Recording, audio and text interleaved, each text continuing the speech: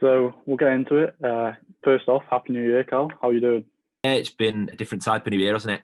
Yeah. Already 7 days of madness in the world, so it's picked up where the last one left off. But yeah, Happy New Year, and hopefully on to a return to a little bit more normality. Yeah. But obviously not the start of the year we wanted with the cancellation of fixtures again. Simply, what was going through your head when you see the cancellation once again? I think it was inevitable. I think that started to become clear through December as time sort of ticked on. I think it was going to be when rather than if. And frustratingly, I thought we might get a little bit further down the line, but obviously circumstances dictated otherwise. So we obviously had our last game on Boxing Day.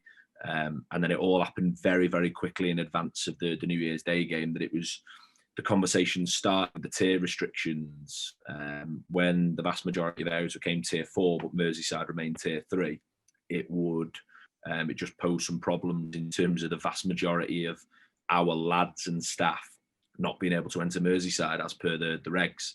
But we won't have been the only club. So within half an hour of that, they ended up knocking it on the head for the foreseeable, should we say. And then we started ringing around. We were meant to train that night. We'd put the extra training session in again that we had to call off. So it was a bit of a crazy situation on the 30th. But this is now where we find ourselves, isn't it? Yeah. And obviously, yeah, it's not ideal, is it, at all? But especially when you can't even train, like let alone play games. But we've been through this lockdown before with the 4 weeks we had before Christmas, no training or anything like that. What did you learn from that lockdown that you're going to take into this one?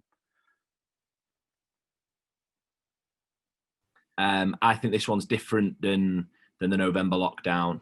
I think this is more like what happened in March. And to be fair, in the last 20 minutes or so, I've seen some stuff in the Northern Premier League that there is now a consideration as to officially cancelling the season. It'll go to clubs, and that's the route that I think it'll go down. But look, Matt, that's just one man's opinion based on what I read. So it's a difficult one because you haven't got an end target like we had in November. One thing I've just tried to do since I joined the club is always try and do what's right for players, particularly the makeup of players we have. All non-contract, all in a situation, where they want to be playing, but equally you've got a lot of young lads that we signed on a basis of wanting to come and expose them to an opportunity to allow them to hopefully return back up the pyramid where generally they'd come from. Without any games, you can't do that. So we've got to do what's right for them. You've seen that in some of the circumstances of lads getting fixed up on short-term arrangements at levels of football that are either playing or have more chance of a restart than ourselves. So it's just going to be about what's right for the lads in terms of physically keeping the group together, but making sure that they have the best opportunities to keep doing what they love doing. So what's your sort of mentality as a manager now, with the hope that we can play some games before the end of the season, whether that's less amount of games than you should have been playing? Like, what's your sort of strategy going into all this? I could lie, say that I've got it all mapped out and that we've got a plan. Nothing. My feeling at the moment, just dead deflated. It's. I have an opinion on the whole situation, but the football element of that situation is just what it is, and it can't be avoided. You know what I mean? We're in a situation where there's over 1,000 people a day dying from a virus in the country. I think to then complain about football and things not going our way is really, really poor fun. That there are, sort of more pressing things. But that said, that doesn't mean you can't feel what you feel about it. I just feel deflated. Feel like took an opportunity in June. A bit of a gamble, I think, is how it was perceived. Sort of the appointment of myself and then our staff, and I feel like we've done okay. I don't think we've probably been as good as people will make out from the outside, and equally the one opportunity when we were really poor, I don't think we were half as bad as what might get made out. But you take an opportunity, for me personally, you asked me that question about my thoughts and stuff like that. I stepped into something that I've tried to throw my absolute heart and soul into and give every single minute that I can to, and that I really believe in as a project. And obviously the rug has been pulled and is probably about to be pulled even more. And that creates a disappointment and a feeling of unknown. So deflated probably isn't a strategy in place at the moment. There will be, because we always come through stuff. We always do, and that's the team of people that we are. But it's impossible to have a strategy for the unknown. You can try and cover all bases, but do we play again in a shortened format? Do we play non-competitively in April, May time? Is this it till August? Do we start planning a pre-season? I don't know. So as much as you can try and cover all bases and put a strategy in place, I haven't got one at the moment. Just sort of want to digest what's going on and look, try and get through the immediate challenge, to be honest. And obviously, we touched on this morning, they announced that, well, apparently announced that the fixtures are going to be cancelled to about March, I think he said, middle of March. Say if you weren't a manager of a club in the league, what would you do in this situation? You know, looking at everything, the wider picture, what would you do with the league?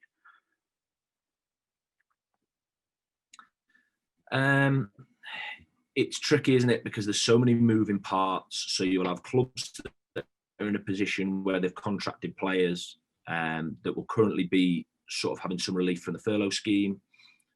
You will have clubs that rely on gate income more than others. So you'll have clubs that are operating at the reduced crowds of 400. That doesn't get to what they were normally hitting. Generally, that's in the division above us. So there's a load of moving pieces. I think the easy option is to null and void it on the basis that most clubs haven't played double figures in games. I don't think we have. As to what I'd do, I don't know without seeing all the full facts and everything in front of me. What I think is important is if there's an acceptance that the league season can't be completed and is terminated, that there is some form of provision in terms of football for these players, for these clubs, for these match officials. Very rare you hear me trying to provide opportunities for them. So that's a collector's item for you. But it's one of those that I think there's got to be something in place for a potential return of football further down the line before the traditional commencement of next season. But it's impossible to say when that is. You know what I mean? I've seen when the lockdown might end. When does football return? Does junior football return before senior football? But I think given how much football has been missed and how much time has been spent locked away, it would be foolish to turn down the opportunity to play some sort of football. Now, look, that might not have anything to do with the Northern Premier League. That might be clubs doing it off their own bat. But I don't think it's right. For me, I'm about players, particularly my younger players, that are the consequences of this and what's gone on the last 12 to 18 months, the effect on their careers, we haven't seen yet. But I have an opinion on the opportunities that it's limited for them. So if there is an opportunity to turn around and be able to play further down the line, before what would be the traditional end of the season, but playing a season isn't feasible, I'd hope to see something in place. Again, whether that's unofficially and just like-minded clubs, just to offer the players some opportunity to get where they want to be honest. And if the season does end and then we have to look ahead to next season, what are the positives you've taken from the games that we played this season? What will you be taking into the season? Like, what are the positives that you've seen in your first year of managing this club? I think we're improvers. Let's go back to June. So we had no players signed on, massive scepticism about my appointment, and that still exists, and that's fine, and that's quite right. Look, I think we've got 15 points from 8 games. If that sounds like a decent return, but if you get 15 points after 36, then it's not a good return, is it? So talking about good starts and this and that is all irrelevant, because we've done absolutely nothing to prove ourselves, and the jury will still be out. And I appreciate that and I relish that. I just feel like we're going to improve all the time. And I felt, not quite sure, depends on the way things pan out, that towards the end of the season, we would have been in a position where with you improving every game, going into the last 10 games of the season, you'll be in a real position to maybe see the best version of ourselves, because you're putting everything onto a board from scratch. So that is personnel, that is training methods, that is your identity with the ball, without the ball. We've had to do every set piece from scratch.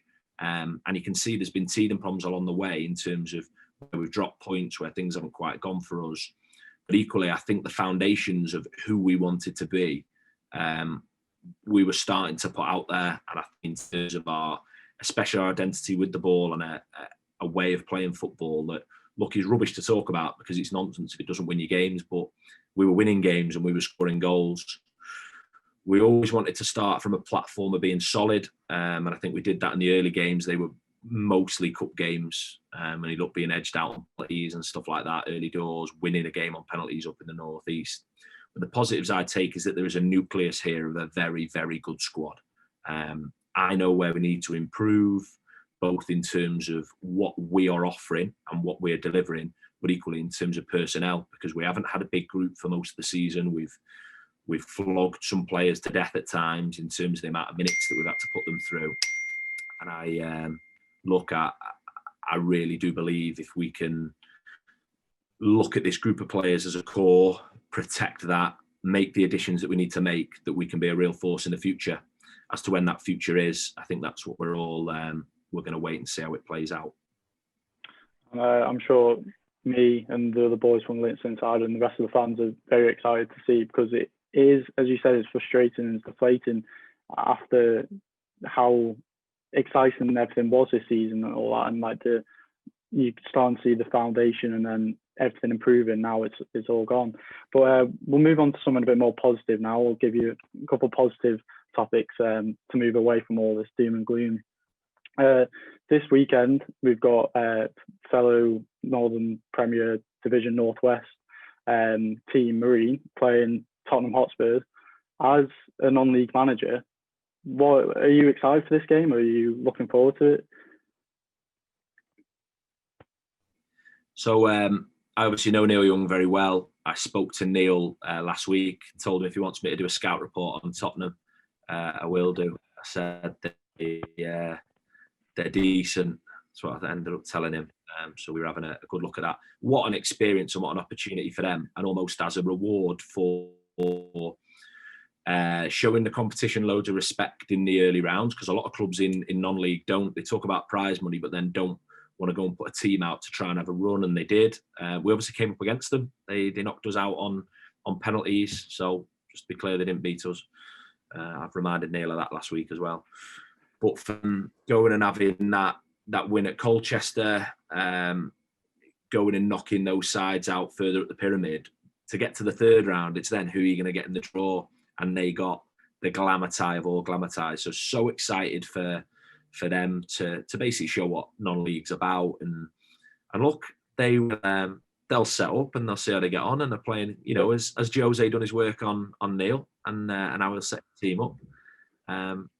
Let's see how it plays out. But above the result, above the progression in the competition, what an opportunity for Marine to reap the rewards of their progression through the competition in the early rounds.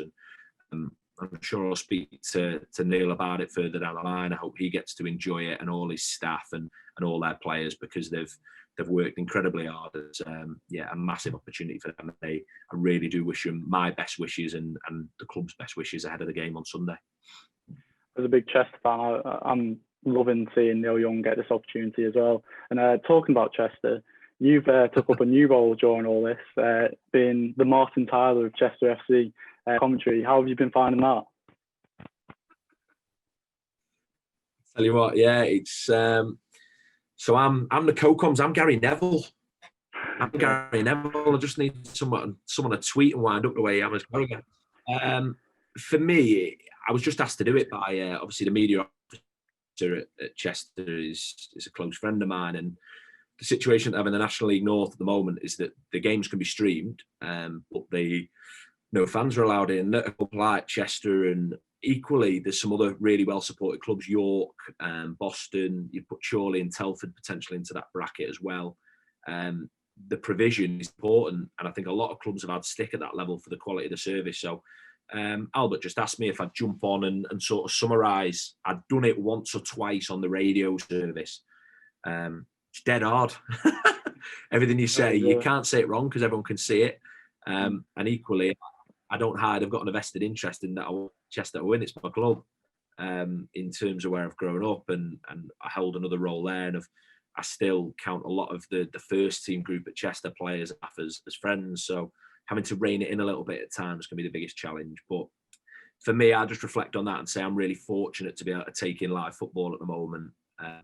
That's the biggest sort of positive for me, in that there's so many people that can't get to games to watch their club. So many, supporters of our club at Runcorn that their team isn't playing. At least I can be in a football ground and have some sort of experience. So enjoying it, but I don't think it's something that I'm any good at. And if I'm honest, I'll probably get myself in trouble sooner rather than later, I think, knowing what I can be like. Well, I think you're doing a good job anyway. I've enjoyed your commentary on the games. I know the linesmen have definitely found out how passionate you are. So lastly, yeah, that's true. Lastly, the Links Insider did a year-end award for Player of the Year from the fans voting. Louis Hayes won it. There could have been a lot of players that could have won it, to be honest, but he was the one that got voted by the fans. Have you got any thoughts on Louis winning this award?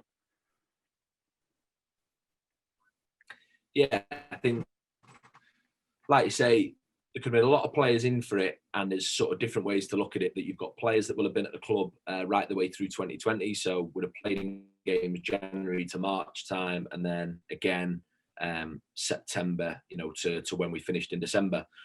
So there's a strange one. I like the fact Louis Hayes got it because I think he's a bit of an unsung presence for us. And I remember when we re-signed him on loan, he'd been there and people said, oh, he did all right last year. I watched a lot of his games. I know how good Louis Hayes is, and I know how good he's going to be. The way he plays the game for a 20-year-old midfielder in only his second year at senior football, the decisions he makes, the aggression that he plays the game with, I think that stuff is what gives him a real good platform to go and kick on in the game, because technically he's excellent. He will improve the more experienced he gets, but he has the attributes that I don't think a lot of young players have. And I think because of the way he plays, because he doesn't score loads of goals, although he will remind you every now and again, 1 in every 57 games, Louis Hayes will do something to put the ball in the back of the net, something really special. But I'll just keep banning him from the opposition half for now. But because of the type of player he is, and maybe it isn't glamorous, he's going to have a real future. And I think people forget how young he is because maybe he's been around Runcorn a little bit longer than some of what people class as our younger players, some of which are older than him. I think he's got a really bright future. And look, I've known Louis for a number of years. I was really pleased to get him in the summer. I think he's going to have a really bright future. And he really wants it, If you get around him in a training environment, he's so committed, such a determined footballer that I have the pleasure and the privilege of working with him, the absolute privilege of getting to know him as a lad, because he's an outstanding sort of person to be around. And I'm so proud of the way he's acquitted himself this season, and so excited for him as to what the future holds. And obviously, a lot of names thrown in for it. I think at times too much can get said about our younger players. You forget that they're given a real platform to build on by the likes of James Short, the likes of Craig Linfield, the likes of Ali Brown, the likes of Peter Wiley, the likes of Scott Lycett, the likes of Ryan Brook. I list a load of names there that they're not as much as they might like to think so. Shorty and P, who are the same age as me, you're old boys, you're in that bracket now, accept it. But in terms of what they give us, in terms of experienced players, they provide the platform for those younger players to demonstrate what they're all about. And I think they've done that really. That our group was always going to be a blend of what we thought was exciting talent combined with experience that are proven at this level and above. And I think the blend has brought the best out of everyone, to be honest. But in terms of that award, it was brilliant to see Louis get the recognition that he probably doesn't get enough. And I put myself in that bracket. I don't think I recognise Louis Hayes' talent enough publicly, but equally, I know exactly I know he knows exactly what I think of him, because we've worked together for a long time. Well, hopefully it won't be too long till we're back at the Millbank Linux Stadium watching players like him play and you on the touchline. I'd like to thank you for doing this interview, and hope you stay safe during this lockdown. Hopefully we'll see you again soon.